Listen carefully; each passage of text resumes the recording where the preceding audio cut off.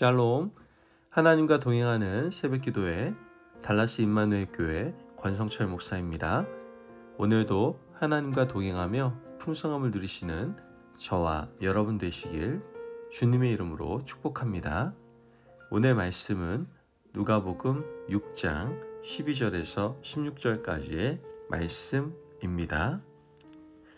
이때에 예수께서 기도하시러 산으로 가사 밤이 새도록 하나님께 기도하시고 밝음에 그 제자들을 부르사 그 중에서 12를 택하여 사도라 칭하셨으니 곧 베드로라고도 이름을 주신 시몬과 그의 동생 안드레와 야고보와 요한과 빌립과 바돌로메와 마테와 도마와 알페오의 아들 야고보와 셀롯이라는 시몬과 야고보의 아들 유다와 예수를 파는 자 될 가룟 유다라.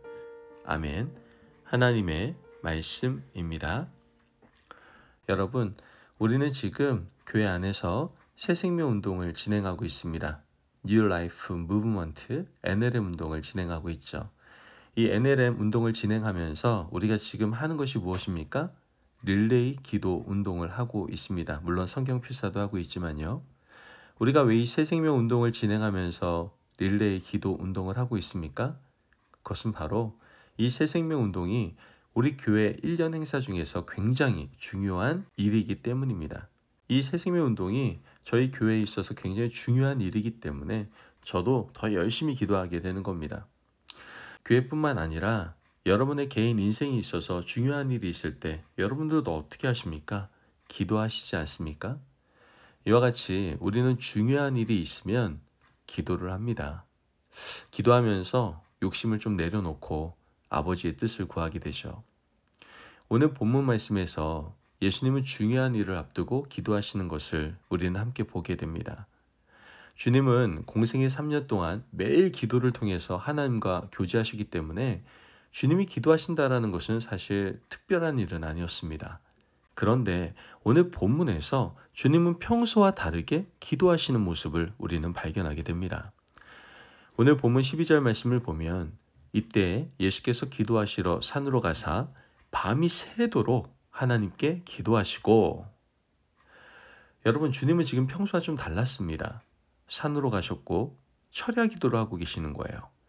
예수님께서 새벽에 기도하시는 모습이라던가 어떤 일이 있을 때마다 간절하게 기도하시는 그 모습은 성경에 자주 나타나는데 산에서 밤새도록 기도하시는 모습은 잘 나타나지 않습니다. 예수님께서 십자가를 앞두고 겟세마네 동산에서 간절하게 기도하셨지만 그때는 십자가를 앞두고 계셨기 때문에 지금 본문의 상황과는 좀 다릅니다. 십자가를 앞둔 상황도 아니고 사역 초기에 무슨 중요한 일이 있으셨기에 이렇게 간절하게 기도하시는 걸까요? 오늘 본문 13절 말씀을 보면 밝음에 그 제자들을 부르사 그 중에서 12를 택하여 사도라 칭하셨으니, 여러분, 우리는 말씀을 통해서 예수님께서 이렇게 간절하게 산에 올라가셔서 철야 기도하신 이유를 우리는 알 수가 있게 됩니다. 그 이유는 바로 사도들을 세우시기 위함이었다라는 것이죠. 예수님께서는 제자들을 부르시기 전에 간절하게 기도하셨던 겁니다. 예수님의 제자들은 주님과 동역할 사람들입니다. 이제 주님께서는 이들과 3년을 이제 보내야 합니다. 3년의 시간이 지나 주님께서 십자가에 돌아가시고 부활 승천하시고 나면 바로 이 사람들이 작은 예수가 되어서 주님께 배운 대로 복음을 온 세상에 전하는 그 놀라운 사명을 감당해야 했던 겁니다. 이러한 이유 때문에 주님은 이렇게 간절하게 기도하신 겁니다. 사람을 세우기 위해서 하신 기도는 십자가를 앞두고 기도하신 것만큼 중요한 기도였다라는 것이죠. 예수님께서 사람을 세우시기 위해서 간절하게 기도하시는 모습을 보면서 우리는 무엇을 배우게 됩니까? 여러분, 우리는 어떤 제목을 가지고 기도하고 있습니까? 우리가 기도하는 제목을 한번 살펴보시기를 바랍니다. 많은 사람들은 먹고 사는 문제를 두고 기도하죠. 먹고 살 만한 사람들은 더 잘 먹고 잘 살기 위해서 또 기도합니다. 많은 사람들의 기도의 내용을 보면 상당 부분 자기 유익과 욕심을 위해서 기도를 하게 되죠. 간절히 바라기는 우리가 드리는 기도의 상당 부분이 사람을 위한 기도가 되기를 간절히 원합니다. 예수님께서 하나님의 나라를 함께 세울 동역자를 위해서 기도하신 것처럼 여러분 우리도 그렇게 기도해야 됩니다. 자녀들의 앞날과 미래, 그들이 좋은 학교에 입학하고 좋은 직장에 취직하고 돈 많이 벌 수 있도록 기도하는 것이 아니라 그들이 예수님의 동역자가 되고 혼탁한 세상을 변화시키는 능력의 일꾼이 되게 해달라고 기도해야 된다는 것이죠. 속장들은 속회원들의 영혼을 붙잡고 그들의 영혼이 하나님 앞에서 강건해지기를 위해서 기도하고요. 교학교 교사들은 맡은 아이들을 위해서 그 영혼들을 위해서 간절하게 기도할 수 있어야 됩니다. 이렇게 기도하고 나면 여러분 우리에게 확신이 생깁니다. 예수님께서 이렇게 기도하시고 12 제자를 부르셨습니다. 그런데 3년 동안 그들의 모습이 별로 달라지지 않았습니다. 자기들끼리 누가 크냐 논쟁하고 있었고 주님을 따르고 있었지만 자기 욕심에 사로잡혀 있었습니다.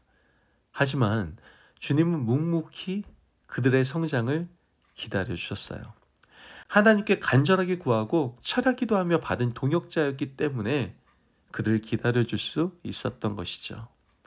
예수님의 기도는 훗날 승천하신 후에 응답이 되게 됩니다. 이 제자들은 성령을 받았고 이 제자들의 지도 아래에 교회가 탄생하게 되죠. 그들은 목숨을 걸고 부활의 주님을 증거했습니다. 즉 나사렛 예수 그리스도를 전하는 복음의 증인이 된 것이죠. 이 모든 것은 주님께서 간절하게 기도했던 그 기도의 열매였던 것이죠. 여러분, 우리는 지금 미국과 조국 대한민국을 바라보며 또 한국교회의 현실을 보며 마음이 아픕니다. 탄식할 수밖에 없습니다. 그러나 언제까지 탄식하며 교회를 걱정하고만 있어야 됩니까? 탄식하고 걱정할 시간에 뭘 해야 됩니까? 기도해야 됩니다. 지금 자라나는 영혼들이 훗날 나라와 교회를 변화시키고 민족을 변화시키는 주역이 되게 해달라고 우린 기도해야 되는 것이죠. 지금은 절망적이지만 다음 세대는 희망이 있게 해달라고 우린 기도해야 됩니다. 사랑하는 다음 세대를 위해서 기도하시고 이 땅에서 목회하고 있는 뜨거운 가슴을 가진 정말 이름 없는 정말 잘 알려지지 않는 그런 목회자들을 위해서 여러분 간절하게 기도해야 됩니다. 그러므로 예수님께서 십자가를 앞두고 기도하신 것과 같은 똑같은 마음으로 사람을 세우기 위해서 기도하셨다는 사실을 우리가 기억하고 사람의 영혼과 이 나라, 우리 민족을 위해서 함께 뜨겁게 간절하게 기도하실 수 있는 저와 여러분이 되시길 주님의 이름으로 축복합니다. 아멘. 기도하겠습니다. 사랑이 많으신 하나님 감사합니다. 오늘도 우리에게 귀한 말씀의 은혜를 허락하여 주심을 감사합니다. 하나님, 주님의 기도하신 모습을 보게 됩니다. 사람을 위하여 기도하신 주님의 모습을 우리는 배우게 됩니다. 하나님, 악한 세상을 이길 믿음을 가진 많은 다음 세대 일꾼을 세우기 위해서 더욱더 깨어서 기도할 수 있는 저희들이 될 수 있도록 주님이 도와주옵소서. 그러므로 말미암아 다음 세대 일꾼을 통하여 다음 세대에 하나님의 아름다운 나라가 확장되는 놀라운 은혜의 역사가 임하도록 주님 축복하여 주옵소서. 감사하며 예수님의 이름으로 기도합니다. 아멘. 오늘도 하나님과 동행하며 풍성함을 누리시는 저와 여러분 되시길 주님의 이름으로 축복합니다.